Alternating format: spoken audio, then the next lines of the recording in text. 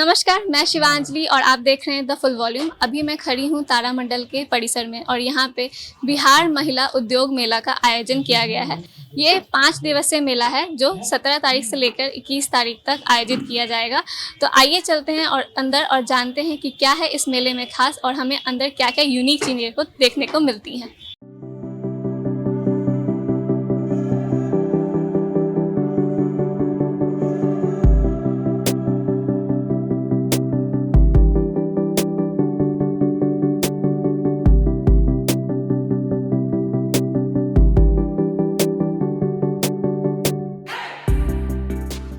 अभी हमारे साथ मौजूद है हर्ब्स एंड शर्ब्स की ओनर उपमा मैम। तो आइए चलते हैं और उनसे जानते हैं कि उन्होंने जो इतने सारे प्लांट्स के स्टॉल लगाए हैं उनकी खासियत क्या है। Hello ma'am.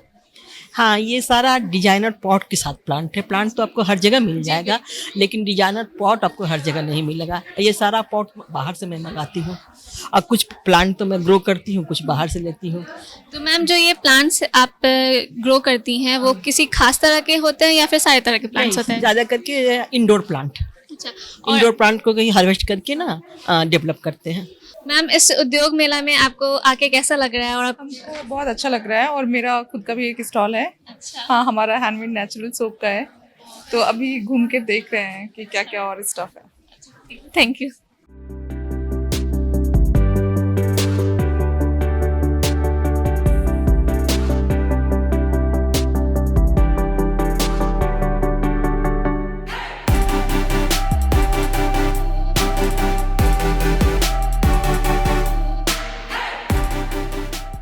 मैं खड़ी हूँ एक यूनिक स्टॉल पे जिसका नाम है साई चोको बुके और आप देख सकते हैं कि मेरे आसपास कितने सारे चॉकलेट्स हैं और चॉकलेट्स किसको नहीं पसंद है। तो आइए चलते हैं और बात करते हैं इनके ओनर से। Hello ma'am. हेलो मैम आपका नाम? रिचा सिंह। मैम मुझे यहाँ पे ढेर सारे चॉकलेट्स दिख रहे हैं और साथ साथ यहाँ पे बुके भी है, तो आप इसके बारे में कुछ बताइए। वो चॉकलेट बुके का बेसिकली हम लोग का कॉन्सेप्ट है कि जो फ्लावर्स का बुके होता है वो 2 दिन में बेसिकली वेस्ट हो जाता है और चॉकलेट बुकेज की आप स्वीटनेस दे सकते हो। उसके साथ साथ इसमें फ्लावर्स आप घर में यूज कर सकते हो क्योंकि ये तो बर्बाद नहीं होगा। As a decorative items use भी कर सकते हो, साथ साथ चॉकलेट को खा भी सकते हो। Yes, and the base you can just कुछ भी सामान के लिए आप यूज कर सकते हो।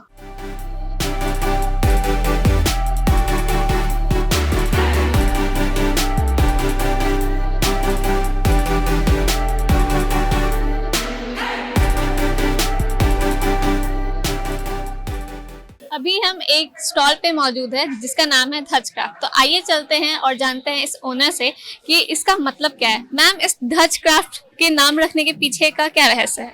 धज क्राफ्ट का मतलब होता है, धज मीन्स टू अडॉर्न योरसेल्फ, अपने आप का श्रृंगार करना, और crafted is hand crafted products. धज का एक और मतलब होता है धागा।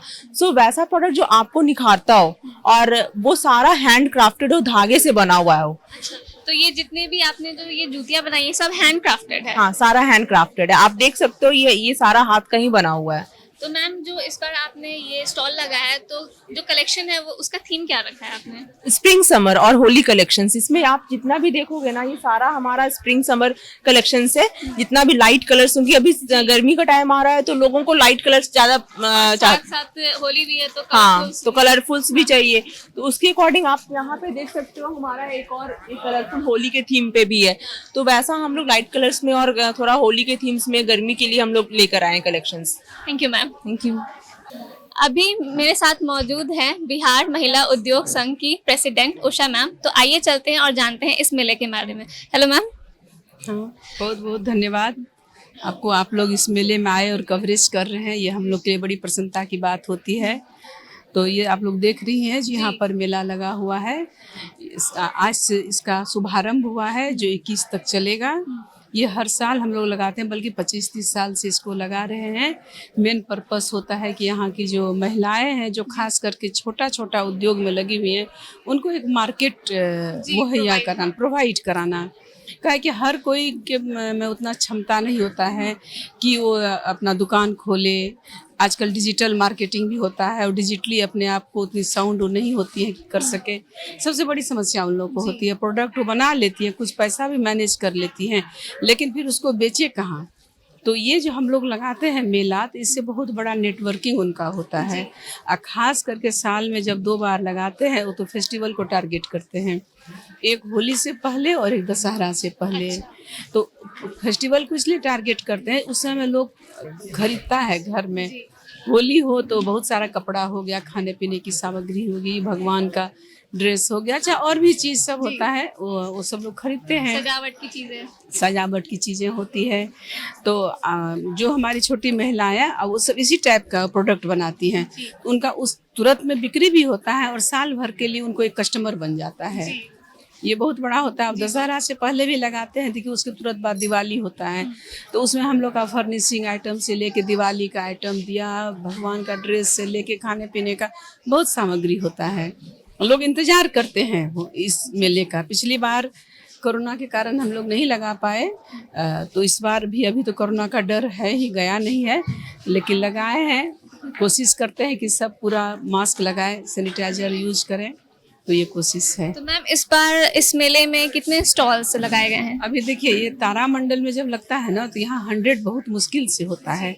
हम लोग रात को लगाए थे, पहले सोचे 80 होगा, फिर 84 हुआ, फिर टेबल वगैरह सब आप जोड़ दीजिएगा तो करीब करीब 100-125 स्टॉल हो जाता है। अब बाहर फूड स्टॉल भी है, 3-4 है, इतना स्टॉल है। तो मैम जो यहाँ पे मेले के लिए स्टॉल्स लगाते हैं, तो जो लोग होते हैं वो सिर्फ यहीं के होते हैं या बाहर से भी आते हैं? नहीं, पटना के तो लोग होते ही हैं, लेकिन बिहार के और अन्य जिलों से भी आए हैं। अभी देखिए, आप जब देखिएगा 1-2 वो लोग भागलपुर से आए हैं, दरभंगा से आए हैं, भागलपुर से बहुत स्टॉल इस बार आया है। इसके बाद सीतामढ़ी से आया है, मुजफ्फरपुर से आया है, बहुत जगह से, और बिहार के बाहर से भी आ रहा है, आया हुआ है। हर बार आता था, इस बार भी आया है। आपको वेस्ट बंगाल से आया है, महाराष्ट्र से आया है, उत्तर प्रदेश से आया है। उत्तर प्रदेश में जो NCR है, दिल्ली गाजियाबाद, वो कितना नंबर स्टॉल है वहाँ पर, वो पहली बार आया। वो इसके बारे में बहुत सुना था वो, तो हाँ बॉम्बे से, महाराष्ट्र से आया ही है। तो पूछा जी कैसा रहेगा, हम बोले आपका एक्सपीरियंस अच्छा होगा, लेकिन अब कोरोना का तो थोड़ा सा है समय। हाँ देखिए, जब अब ये काम करते हैं तो रिस्क तो रहता ही है, लेकिन हम लोग का इस तरह से नेटवर्किंग है, चाहे गुडविल है, कि लोग को एक भरोसा होता है यहाँ आके शॉपिंग करने में। हाँ, बिहार से बाहर तो खैर बहुत स्टॉल है इस बार, चूँकि हाँ बिहार से बाहर तो बढ़ ही रहा है। हम लोग बहुत काम कर रहे हैं इस पर, डिजिटाइज कर रहे हैं हम लोग पूरा। जितना बिहारी डायस्पोरा है सबको एक प्लेटफॉर्म लाने का प्रयास कर रहे हैं। इसके लिए हम लोग डिजिटली साउंड हो रहे हैं और हर एक सैटरडे को एक इंटरव्यू कराते हैं। वो ऐसा नहीं कि जो बिहार में जो रहते हैं, कोई भी बिहारी, चाहे वो मेल हो फीमेल हो, सबका इंटरव्यू करते हैं। इसका आपको बता दें कि 28 कंट्री में इसका लोग जुड़ गया है। हाँ, इससे इसलिए जुड़ गया है, कनेक्टिंग बिहार है जो छाया कुमार को हम लोगों ने CEO बनाया है। पहले कनेक्टिंग बिहार करके उसको फेसबुक ग्रुप बना के उसको जोड़ी, फिर उसके बाद 28 कंट्री और 128-30 सिटी हो गया उसका। इतने लोग जुड़े हुए हैं। तो हम लोग सोच रहे हैं कि जितना बिहारी डायस्पोरा है सबको एक प्लेटफॉर्म पर लाएं, ताकि किसी को मान लीजिए दूर रहता है, सोचता है कि हम अपने प्रदेश के लिए क्या करें। अरे अब कुछ नहीं कर सकते, यहाँ का सामान खरीद सकते हैं। तो अमेरिका का बैठा हुआ आदमी गांव से, दरभंगा के किसी गांव से, मधुबनी के गांव से, गया के किसी गांव से सामान मंगा सकता है। तो खरीदने वाला बिहारी, बेचने वाला बिहारी, रेवेन्यू बिहार को आएगा। तो हम लोग जो महिलाएं हैं सोचते हैं कि जो राज्य का राजस्व कैसे बढ़े और बिहार का नाम हो। हम क्यों नहीं बिहार का नाम सोचेंगे? ऐसे हम लोग वसुधैव कुटुंबकम, लेकिन पहले आप अपने चारों ओर पहले स्वस्थ हो जाइए, तभी आप दूसरे को स्वस्थ कर सकती हैं। थैंक यू मैम हमसे जुड़ने के लिए। धन्यवाद।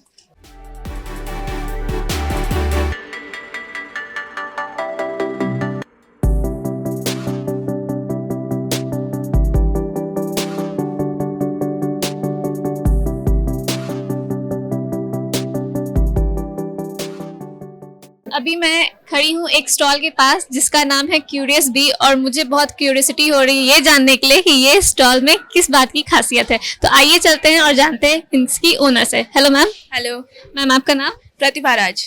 मैम, आपका जो ये स्टॉल है क्यूरियस बी, इसका थीम जो आपने नाम रखा है, ये ऐसा क्यों है? क्यूरियस बी इसलिए रखा गया है क्योंकि ये अब हम जो इसमें जो प्रोडक्ट्स बना रहे हैं ना, उसका एम ही है कि आपके अंदर के उत्सुकता को जगाना। जो अभी जो समाज में जो भी चीज़ें चल रही हैं उसके कारण बहुत ही ज़्यादा एंजाइटी और डिप्रेशन आया है, जिसके कारण मेंटल हेल्थ इश्यूज अराइज हुए हैं। तो मेंटल हेल्थ इश्यूज को ठीक करने के लिए ब्रेन एक्टिविटीज़ की ज़रूरत होती है, और ब्रेन एक्टिविटी तभी किया जा सकता है जब आपका ब्रेन क्यूरियस हो। तो हम लोग वैसे ही प्रोडक्ट्स लेकर के आए हैं जिससे आपके माइंड की जो क्यूरियोसिटी है उसको बढ़ाना, और आपको चाहिए मतलब हम लोग उसको प्रमोट करते हैं कि आप इतने क्यूरियस हो कि आप नए चीज़ें ट्राई करो। जैसे कि आप ये अगर देखोगे तो यहाँ पे एक ऑटो का प्रोफाइल है जो मैंने अपने फ्रेंड को दिया था कि उसको वो रखे, उसको जैसे भी वो यूज़ कर सकता है। और उसने उसके ऊपर इतना इसको देख करके क्यूरियस हुआ और इतना अच्छा उसको आर्टिस्टिक आइडिया आया कि उसने उसके ऊपर ये हैंड पेंट किया है टिकुली आर्ट फॉर्म में। हाँ, तो यही इसी चीज़ से इंस्पायर होकर के, जैसे ये एक 3D स्कूटर है, तो इसको भी डिफरेंट पीसेस को स्टिक करके 3D पजल जो बना, फिर उसके बाद इसके ऊपर हैंड पेंट किया गया है टिकुली आर्ट फॉर्म में। सिमिलरली ये भी एक 3D पजल है जिसमें ये है। तो ये सारे पीसेस आपके अलग हो जाते हैं और ये बच्चों के लिए असेंबलिंग के लिए ये काम आते हैं। ये सारे ब्रेन एनहांसमेंट के काम। हाँ, ब्रेन एनहांसमेंट के लिए।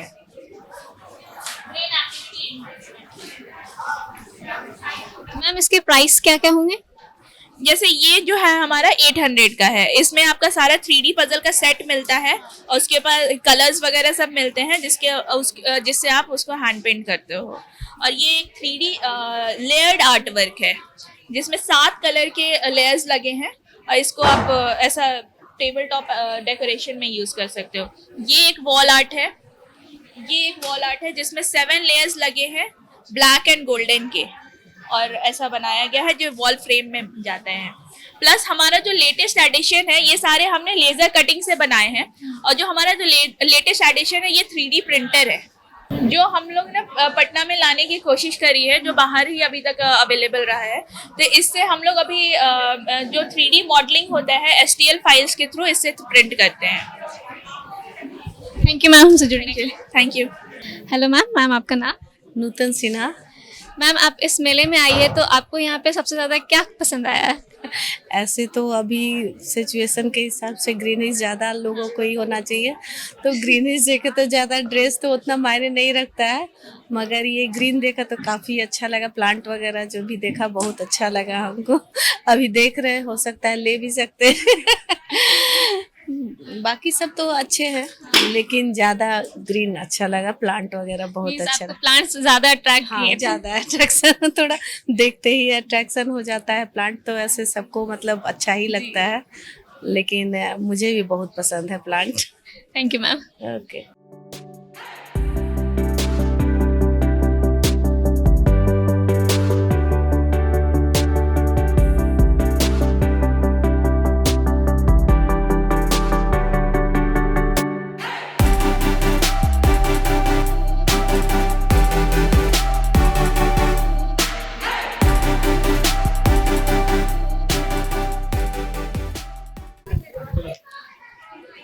अभी मैं खड़ी हूँ एक यूनिक स्टॉल पे, क्योंकि इसका नाम भी यूनिक है, ग्रीन जिंजर। तो आइए चलते हैं और बात करते हैं इसकी ओनर अमृता से कि आखिर उन्होंने ऐसा नाम क्यों रखा। Hello ma'am.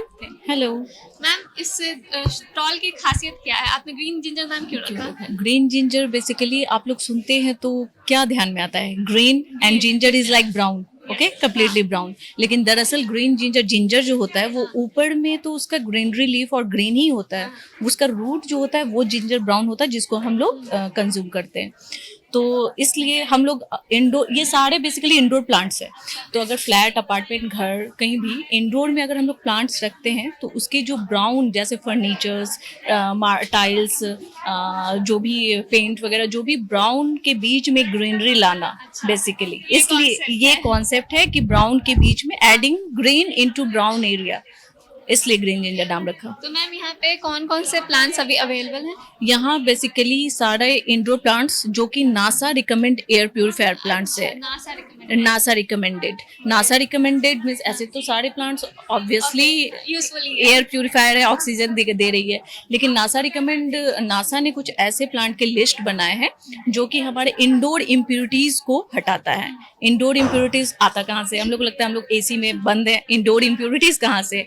तो ये जो हम फिनाइल से paints, furniture polish, poly bags, मतलब छोटी छोटी चीज़ों में डिटर्जेंट, सोप, सारे में कुछ ना कुछ इम्प्योरिटीज़ हैं, तो उसको रिमूव करता है।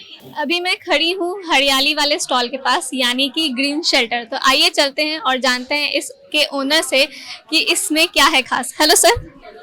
ग्रीन शेल्टर एक्चुअली हम लोग प्लांट का सप्लाई करते हैं। इसमें है कि प्लांट तो कहीं भी लोगों को मिल जाता है, रोड किनारे भी प्लांट बहुत बिकता है, लोग परचेज कर लेते हैं, लेकिन प्लांट को सरवाइव कैसे कराना है इसके बारे में गाइडलाइन कोई नहीं कर पाता है। तो हम लोग उसके लिए है कि प्लांट के साथ साथ होम सर्विस भी प्रोवाइड करा रहे हैं। होम सर्विस में है कि जैसे माली सर्विस, घर पे जा करके प्लांट को देख रेख करने के लिए टाइम टू टाइम आपको जब लगे तो बुला लीजिए, नीड बेसिस पे, महीना 1.5 महीना पे, और आपका जो है प्लांट को देख करके सारा चीज़, आपका खाद वगैरह डालना है या इंसेक्टिसाइड वगैरह का इस्तेमाल करना है तो आपको गाइडलाइन मिल जाएगा। दूसरी चीज़ है कि कम जगह में प्लांट को कैसे सरवाइव कराना है, उसके बारे में भी हम लोग जो है गाइडलाइन कर देते हैं। तो कस्टमर के पास, बहुत लोग के पास है क्या कि प्लांट लगाने का स्कोप नहीं है, तो हम लोग उनको स्कोप बताते हैं कि इस जगह भी आपका प्लांट जो है आप लगा सकते हैं, जो कि कम जगह में भी आप प्लांट लगा करके और जो पोल्यूशन वाला जो प्रॉब्लम है उसमें आप भागीदारी निभा सकते हैं। तो सर, आप प्लांट्स को प्रोवाइड करने के साथ साथ गाइडलाइंस के बारे में भी जानकारी देते हैं। और सर, यहाँ पे मैं देख रही हूँ आपने ऊपर लगाया प्लांट्स ऑन रेंट, तो इसके बारे में कुछ बताइए। रेंट ऑफ प्लांट हम लोग इसलिए ये सोच करके शुरू किए कि बहुत लोग, जैसे ऑफिस है, दुकान है, वो लोग चाहते थे कि मेरे ऑफिस और दुकान में भी पोल्यूशन को कंट्रोल करने के लिए कुछ ऐसा व्यवस्था किया जाए। तो हम लोग के पास बहुत कुछ ऐसा आया कि हम लोग बहुत प्लांट खरीद करके तो ले जाते हैं ऑफिस में या दुकान में रखते हैं, कुछ दिन के बाद डेड हो जाता है। तो हम लोग उसको सोचे कि चूंकि वो अपने हिसाब से उसको गाइड करते थे, तो हम लोग सोचे कि कुछ ऐसा पैकेज बनाया जाए कि हम लोग सारा चीज उसको कर लें, पार्टी को सिर्फ जो है पैसा बेयर करना पड़े। तो उसी हिसाब से हम लोग जो है रेंट ऑफ प्लांट चालू किए, जिसमें 150 रुपये पर मंथ के हिसाब से पर पॉट है, उसको पूरा ले जा करके वहाँ हम लोग सेटअप कर देते हैं। और उसमें कम से कम 10 का पैकेज है, 10 प्लांट उनको लेना होगा। उसमें सारा काम जो है हमारा आदमी जाकर के खुद करता है। उसमें पानी डालना है या उस पर स्प्रे करना है, खाद डालना है, वो सारा काम मेरा आदमी करता है। चूंकि मेरा आदमी जो है 10% जाता है, तो इंडोर प्लांट में होता क्या है कि बहुत ज्यादा पानी की जरूरत नहीं पड़ता है, डेली पानी नहीं डालना, क्योंकि अधिकतर वो पानी की वजह से ही प्लांट डेड हो जाता है। क्योंकि कस्टमर को जानकारी नहीं रहता है, वो क्या करते हैं कि डेली उसमें पानी डालते हैं, तो रूट उसका जो है वो सड़ जाता है। तो इसलिए हम लोग जो है रेंट ऑफ प्लांट चालू किए। अब उसमें क्या है कि प्लांट लगा दिए, वो अपना कुछ नहीं करना है, उनको हरियाली मिल रहा है, ऑक्सीजन जोन बन गया, और हम लोग उसका खुद गाइडलाइन करते हैं। थैंक यू सर मुझसे जुड़ने के लिए। Okay, thank you. तो आपने देखा कि इस मेले में कितनी सारी खासियत छुपी हुई है, कितने सारे लोग अपनी कला का प्रदर्शन करने आए हैं। और यहाँ पे सिर्फ पटना के ही लोग नहीं है, बल्कि बाहर से भी लोग आए हैं। तो आप भी इस मेले में आइए और यहाँ आके यहाँ की खूबसूरत प्रदर्शनी का, यहाँ पे लगे खूबसूरत स्टॉल्स का आनंद ज़रूर उठाइए और यहाँ से आके कुछ खरीदारी ज़रूर कीजिए। ऐसे ही खबरों के लिए देखते रहें द फुल वॉल्यूम। धन्यवाद।